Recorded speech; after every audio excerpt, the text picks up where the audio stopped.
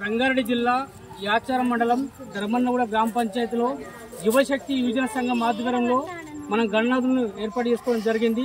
9 నవరాత్రులు పూర్తి చేసుకుని ఈ రోజు నిమజ్జన కార్యక్రమం జరుగుతూ ఉంది. ఈ కార్యక్రమంలో అనేక మంది భక్తులు రావడం జరిగింది. అన్నప్రసాద కార్యక్రమం కూడా నిర్వహించడం జరిగింది. అన్నప్రసాద కార్యక్రమానికి దాదాపు 500 మంది భక్తులు రావడం జరిగింది.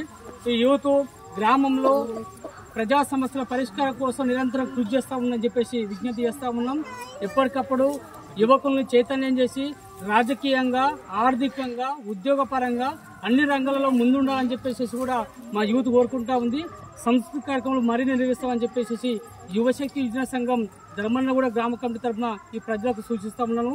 ఈ గ్రామంలో డ్రగ్స్ కు అదేవిధంగా మద్యానికి యువత దూరంగా ఉండాలని చెప్పేసి యువతకు పిలుపునిస్తా ఉన్నాము.